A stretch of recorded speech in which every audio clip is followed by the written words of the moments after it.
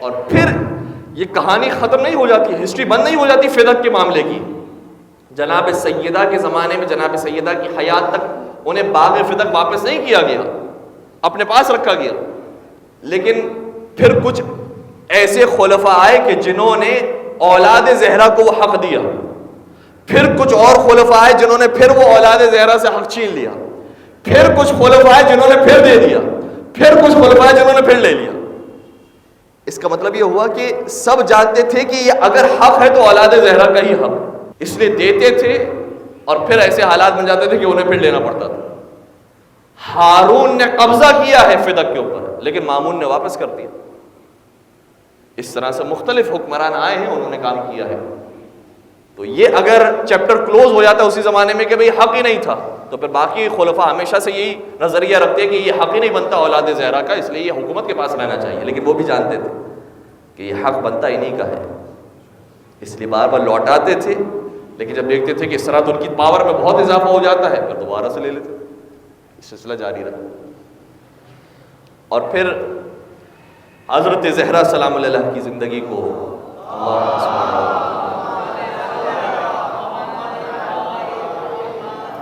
تھوڑا سا ہم تأمل کریں اس اعتبار سے کہ کیا بی بی صرف یہ باغ تھا جس کے پیچھے گئی تھی، یا کوئی میسج تھا جو دینا چاہتی تھی. وہ گھرانہ کہ جو پورا کا پورا اتنا پاک و پاکیزہ گھرانہ کہ جو خود اہل بیت کے افراد نہیں، جو اہل بیت سے قریب ہو جائے اور ان کے جیسا بننے کی کوشش کرے، جیسا کہ کنیز حضرت زہرا جناب فضہ نے کوشش کی. تو ان کی شان میں بھی آیت آ جاتی ہے وَيُطْعِمُونَ الطَّعَامَ عَلَىٰ حُبِّهِ مِسْكِينًا وَيَتِيمًا وَأَسِيرًا. یہ اس کی محبت میں یتیم، مسکین اور اسیر کو کھانا کھلاتے ہیں. اتنا دینے والے گھرانا، جب اتنا دینے والے تھے تو ایک باغ کو کیوں روک کر رکھا؟ دے دیتے ہیں پوری امت کو، کیا فرق پڑتا تھا؟ تو دینے والے. اور ایک مقام پر نہیں، متعدد مقامات پر بی بی سیدہ کے سخاوت کے واقعات ہیں. کس کس واقعے کو میں ذکر کروں؟ وہ انسان کی زندگی کی، بالخصوص لڑکی کی زندگی کی وہ رات جو زندگی کی بہترین رات ہو سکتی ہے، شادی کی رات.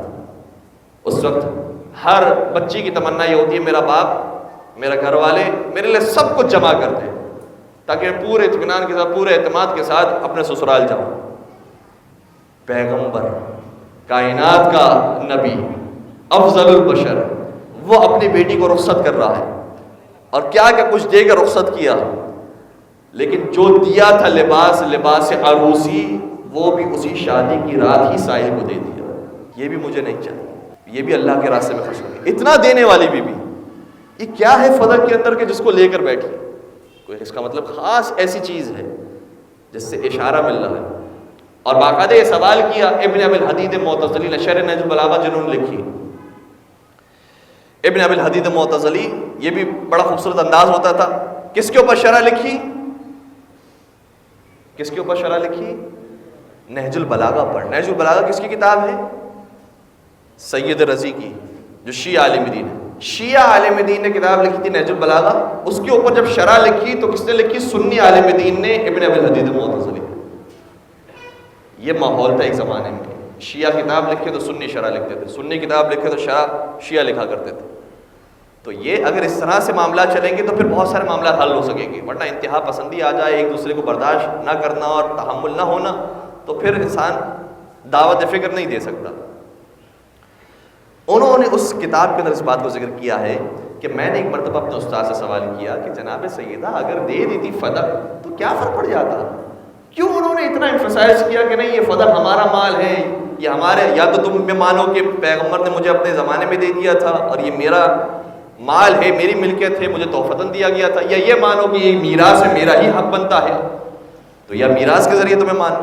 اور پھر اس کے اوپر خطبہ بیان کیا کہ میراث ملی ہے ایک نبی کو دوسرے نبی سے، یہ ساری تفصیلات بیان کی. اتنا کیوں فدق کے معاملے کو اٹھایا گیا؟ تو کہتے میرے استاد نے جواب دیا اگر فاطمہ چاہتی تو یہ فدق دے دیتی اور فدق دے سکتی تھی، لیکن اس لیے نہیں دیا تاکہ یہ ثابت کر دیں کہ جو فدق کو نہیں دے سکتا کیسے ممکن ہے کہ وہ پھر خلافت کو اس کے اہل تک پہنچا سکے.